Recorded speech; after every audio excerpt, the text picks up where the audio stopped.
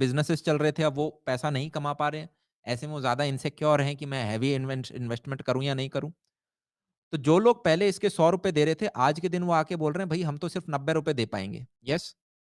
अब ऐसे में जिसके पास प्रॉपर्टी है, वो तो यार 100 का चस्का उसको लगा पड़ा है, वो कहेगा यार मैं तो 90 में नहीं देखूँगा, वो अपनी प्रॉपर्टी होल्ड कर लेगा।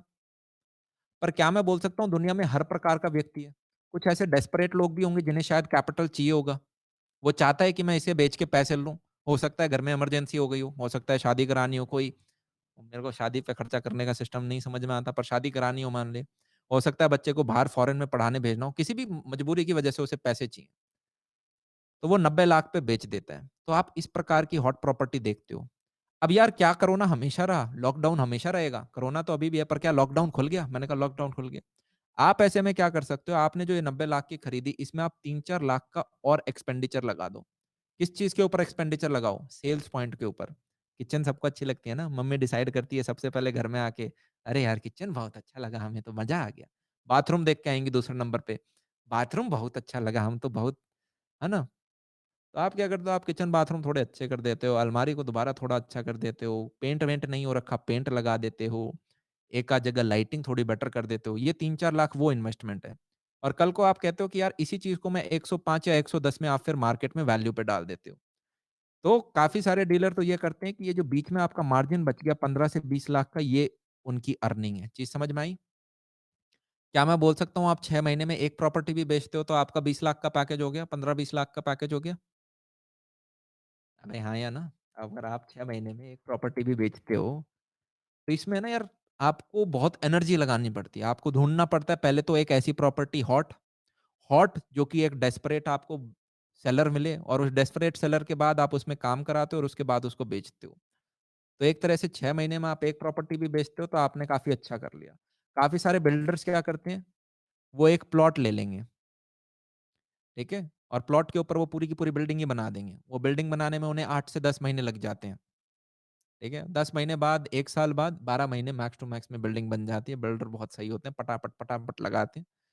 पूरी की पूरी बिल्डिंग बेच के निकल जाएँगे आगे। 4 फ्लोर की बिल्डिंग बनाई और काम खत्म। यहाँ पे 20 फ्लोर की बात नहीं कर रहा, 4 फ्लोर की बिल्डिंग बनाई, काम खत्म, आगे।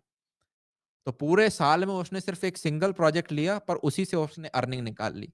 अपने 50 लाख, 1 करोड़ का उसने कट मार लिया। चीज़ समझ में आ रही है? तो एक तरीका तो ये होता है पैसे कमाने का। ठीक है? अब इसमें यार काफ़ी सारे वेरिएशन हैं, जैसे कि फॉर एग्ज़ाम्पल हम सबके पेरेंट्स मिडल क्लास हैं, मेजॉरिटी बंदे हम मिडल क्लास हैं, तुम तो नहीं होगे। एट लीस्ट यार ये तो बोलना पड़ेगा अपने आप को, मिडल क्लास नहीं रहेंगे।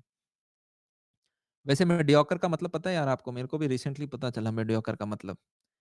मीडियोकर का मतलब ये नहीं होता कि आप लाइफ़ में एवरेज हो क्या, उसका आपके बैंक बैलेंस से कुछ लेना-देना नहीं है। उसका मतलब ये होता है कि आप अपने लाइफ़ के उस स्टेज पे आ जाओ जहाँ पे आप और ग्रोथ नहीं करना चाहते, समझ पा रहे हो? कुछ लोग होते हैं जो कि 12वीं के बाद ही हिम्मत छोड़ देते हैं। कुछ लोग होते हैं जिनको मान लें 30,000 की सैलरी मिली, उन्होंने कहा सैलरी हो गई, अब मैं इस पे सेटल हो जाऊँगा। कोई हो सकता है 1 लाख की सैलरी पे सेटल हो जाए, कि यार जहाँ पे काम है बढ़िया है। कोई हो सकता है 10 लाख की सैलरी पे सेटल हो जाए। कोई हो सकता है 10 करोड़ पे सेटल हो जाए। जिस पॉइंट पे आप सेटल होते हो उसको हम बोलते हैं कि आप मीडियोकर हो गए हो। उसका मतलब ये नहीं है आपके बैंक बैलेंस में कितना है, तो आपको लाइफ में कभी मीडियोकर नहीं होना है। भैया अभी तो बोल रहे थे 35 में रिटायर हो जाओ। मैंने कहा 35 में रिटायर होने का मतलब ये नहीं है घर में बैठ जाओ, घर में बैठे-बैठे भी बोर हो जाओगे। पर अब आपको कभी ये टेंशन नहीं लेनी कि यार पैसे के लिए मेरे को काम करना है। अब आप खुद घूम सकते हो, खुद काम कर सकते हो। येस और नो? वो मेन रीज़न है, वो रियल फ्रीडम है उसकी तरफ। मैंने कहा ठीक है, ये चीज़ हमें थोड़ी-थोड़ी समझ में आ रही है। अब थोड़ा और डाइव करते हैं। मेरा यार मैंने एक नाम लिया था हॉट प्रॉपर्टीज़। हॉट प्रॉपर्टीज़ का मतलब क्या होता है? वो जो एक दिन में बिक जाए। कुछ एग्ज़ाम्पल लूँ? जैसे कि यार गुरुग्राम है हमारा या गुड़गाँव भी बोल दो, पुराना नाम है उसका। क्या मैं बोल सकता हूँ ये एक आईटी हब है, बड़ी-बड़ी कंपनियाँ यहाँ पे हैं, गूगल, माइक्रोसॉफ्ट सबके ऑफ़िस हैं। कभी जाओगे ना आप दिल्ली से हरियाणा कभी गए हो, तो लेफ्ट राइट में देखोगे बिल्डिंग ही बिल्डिंग है, बिल्डिंग ही बिल्डिंग है, कॉर्पोरेट्स ही कॉर्पोरेट्स हैं। मैं अभी सिर्फ दिल्ली को कवर कर रहा हूँ, दिल्ली एनसीआर। नोएडा भी आपका एक आईटी हब है यार, ठीक है? वहाँ पे भी आपकी सारी की सारी कंपनीज़ हैं। तो क्या मैं बोल सकता हूँ जितने भी बंदे वहाँ जॉब करने आते हैं, उन सबको अपने ऑफ़िस के पास ही कुछ रेंट वो टाइप की जगह चाहिए। सबकी सैलरी भी अच्छी होती है, तो पैसा भी अच्छा देंगे। क्या मैं बोल सकता हूँ this is a hot property? किसी कॉर्पोरेट ऑफ़िस बिल्डिंग के पास आपकी एक रेज़िडेंशियल बिल्डिंग हो। फिर मैंने कहा और जी चीज़ें देखो, मुखर्जी नगर देखा है आपने? यार मुझे कमेंट्स इतने नहीं दिख रहे, आप थोड़े-थोड़े ही दिख पा रहे हैं, आप कमेंट्स में उतनी एनर्जी येस, नो बस बोलते रहें, मेरे को एक आइडिया लगता जाएगा। Mukherjee Nagar it is known for SSC सरकारी है। या सिमिलरली हम बात करते हैं Rajendra Nagar. Rajendra Nagar it is known for UPSC. Then we talk about Mahipalpur. Mahipalpur क्या है आपका एयरपोर्ट के पास है, ठीक है? तो ये एयरपोर्ट रीजन हो गया, तो एयरपोर्ट में जितने भी लोग काम करते हैं या एरो सिटी सुना है आपने? वहाँ पे सारे 5 स्टार होटल हैं, उसके अंदर जितने भी वेटर हो गए, जितने भी वर्कर्स हो गए, मैनेजर्स हो गए, उन सबको घर चाहिए ना, कोई भी ज़्यादा दूर घर नहीं चाहता। तो ये महिपालपुर वो फेवरेट स्पॉट हो गया उनका। या फिर हम कालू सराय की बात कर लेते हैं दिल्ली के अंदर। तो यहाँ पे आपकी इंजीनियरिंग की भी सारी कोचिंग है, इंजीनियरिंग की कोचिंग है, साथ में आपकी यूपीएससी भी कोचिंग है। क्या मैं बोल सकता हूँ दीज़ आर हॉट प्रॉपर्टीज़? ये हॉट रीजन्स नहीं है, इन रीजन में जाके भी आपको देखना पड़ेगा कि यार ओके किस कोचिंग के पास कोई बिल्डिंग है क्या? यहाँ पे मैं अपना एक पीजी खोल सकता हूँ, यहाँ पे मैं अपनी एक कैंटीन खोल सकता हूँ, इधर नीचे दुकान खोल सकते हैं हम फर्स्ट फ्लोर पे। पर these are called hot properties. अब जैसे कि फॉर एग्ज़ाम्पल स्टूडेंट्स हैं, क्या स्टूडेंट्स के स्टैंडर्ड बड़े होते हैं? नहीं। तो आप एक सड़ी से सड़ी बिल्डिंग बना के दे दो, उन्हें पीजी में रहना है वैसे भी वो 5-7 हज़ार रुपए किराया देंगे, आपको ज़्यादा कुछ डालने की ज़रूरत नहीं है। पर वहीं पे जब आप आईटी हब वगैरह में जाओगे, गुड़गाँव, नोएडा में जाना, वहाँ पे रेज़िडेंशियल बिल्डिंग पता है कितने-कितने फ्लोर की मिलेंगी आपको? 14-14 फ्लोर के बड़े-बड़े मकान मिलेंगे, क्यों? क्योंकि उन्हें पता है बच्चे 50-50 हज़ार रेंट दे देते हैं। 3 सिंगल बंदे आएँगे, 15-15 हज़ार अपने आप में रेंट डिवाइड कर लेंगे और 50,000 की स आपका पूरा मकान ले लेंगे। तो वो एकदम प्रॉपर लग्ज़री सोसाइटी टाइप होंगे, कुछ में स्विमिंग पूल भी मिलेगा आपको। येस और नो? वहीं पे महिपालपुर एरिया है, महिपालपुर एरिया काफ़ी सस्ता है, क्यों? क्योंकि यहाँ पे मेजॉरिटी लोग जो जो रहते हैं, ऐसा नहीं कह रहा सारा सस्ता है, पर मेजॉरिटी एरिया, वो लोग हैं जो कि यार एयरपोर्ट पे काम कर रहे हैं या फिर अपने होटल्स के अंदर अपना काम कर रहे हैं मैनेजमेंट वगैरह। तो यहाँ पे आपको 2 से 3 फ्लोर टाइप की बिल्डिंग, 4 फ्लोर टाइप की बिल्डिंग, पुरानी-पुरानी टाइप की दिखेंगी, बस रेंट पे चढ़ा रखी हैं। But these are also hot properties जिसे आप चढ़ा सको। येस और मैं कहा मैं कुछ-कुछ आइडिया हो रहा है, मैं बस एग्ज़ाम्पल लेके एक बेसिक आइडिया देना चाह रहा हूँ। अब रियल एस्टेट में पैसा लोग कमाते कैसे हैं? कुछ 5-6 चीज़ें हम डिस्कस कर लेते हैं तरीके। पहला तरीका तो मैं आपको ऑलरेडी बता चुका हूँ। क्या होता है कि आपकी एक ₹100 की प्रॉपर्टी होती है। आप एक ऐसा डेस्परेट सेलर देखते हो जो कि उसे ₹90 में बेच सके।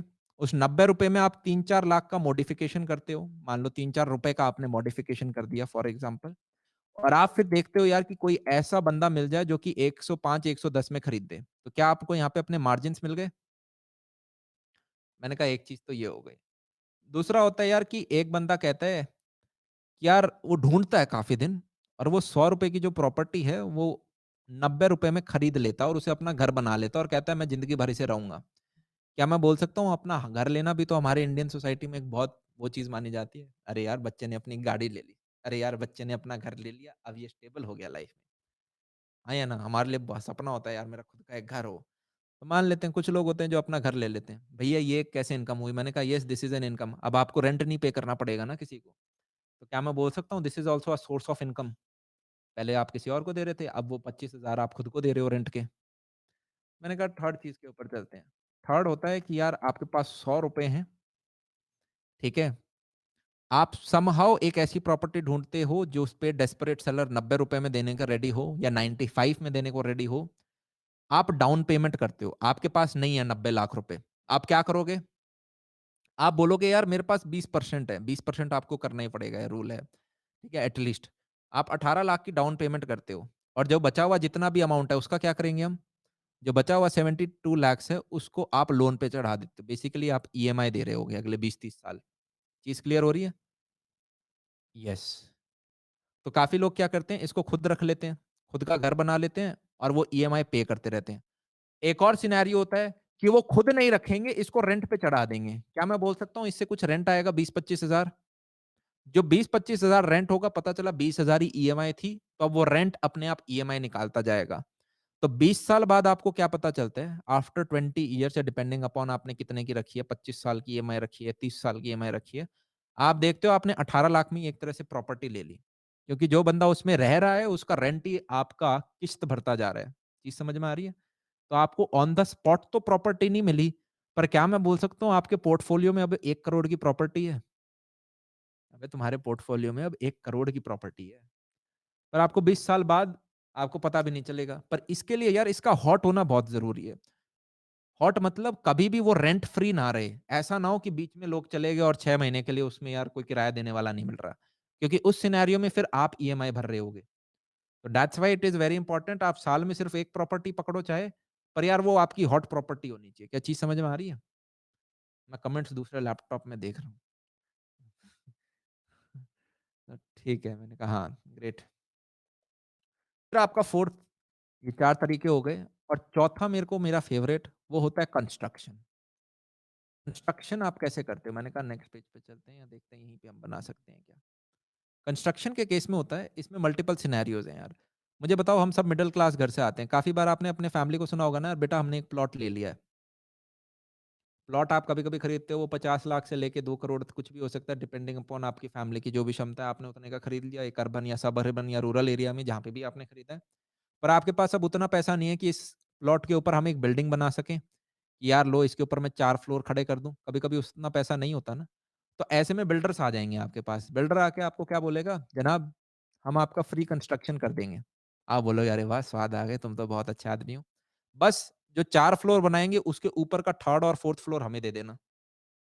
तो वो आपको एक तरह से 1st और 2nd फ्लोर फ्री में बना के दे देंगे और 3rd और 4th फ्लोर वो आपसे ले लेंगे। कल को इसको सेल करके वो पैसे कमा रहे होंगे। चीज़ समझ में आई?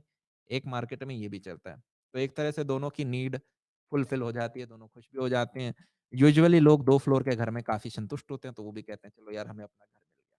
चीज़ समझ में आई? तीसरी कैट इसी में यार एक और कैटेगरी होती है क्या? कि मान लो यार आपके पास आज के दिन ज़्यादा पैसा नहीं है, आपके पास सिर्फ़ 30 लाख रुपए हैं, पर आप 1 करोड़ की प्रॉपर्टी लेना चाहते हो, तो आप क्या करोगे? आप एक प्लॉट पे गए, आपने प्लॉट एक्वायर किया।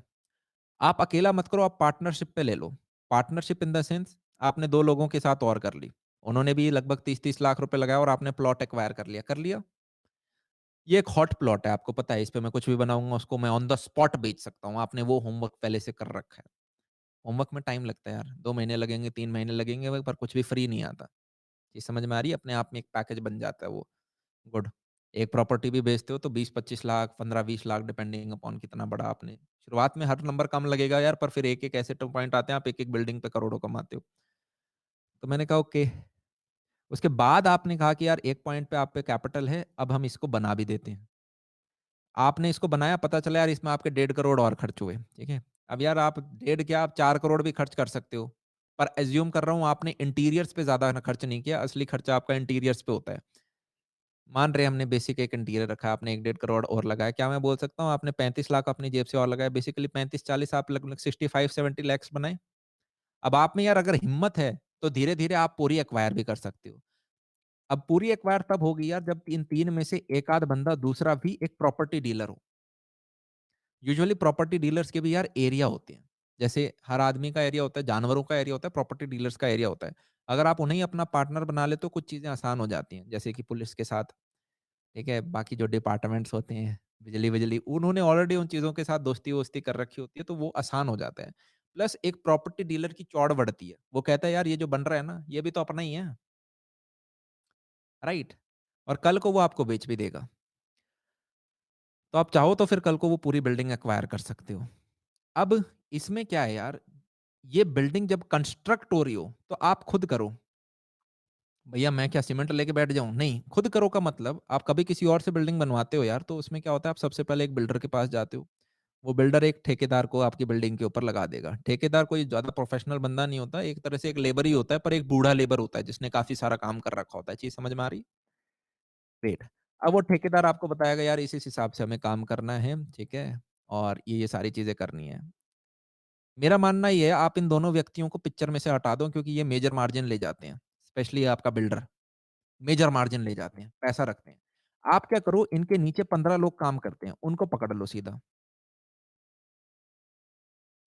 15 लोग भैया कौन से? कोई होगा जो कि लकड़ी का काम करेगा, एक होंगे जो कि ग्लास का काम करेंगे, एक होंगे जो कि सीमेंट और बजरी का काम करेंगे, एक होंगे जो कि लिंटर दाबने का काम करेंगे, एक होंगे कि यार जो कि आपका टाइल्स का काम कर रहा है, एक होगा जो कि आपके यार बाथरूम वगैरह के आपकी सारी चीज़ें कर रहा है और बाथरूम में भी आपको खुद ही काम करना पड़ेगा, सामान तो खुद ही लेके आना पड़ेगा, चीज़ समझ में आ रही है? एक बंदा होगा जो कि आपका इलेक्ट्रिसिटी का काम कर रहा है, एक बंदा है जो कि आपका प्लम्बर का काम कर रहा है, एक बंदा है जो कि आपका पीओपी का काम कर रहा है, जो कि आप फॉल सीलिंग वगैरह बनाते हैं, चीज़ समझ में आ रही है हमें?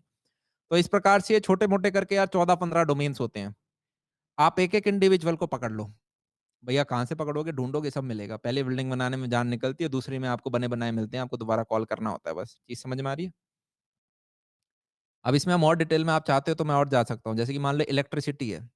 आप इलेक्ट्रिसिटी का पूरा ठेका देते हो किसी को। ठेका इन द सेंस आप ये कहते हो यार मैं 4 फ्लोर की बिल्डिंग बना रहा हूँ, सामान का पैसा मैं दूँगा, आप बस ये बताओ काम करने का कितना लोगे?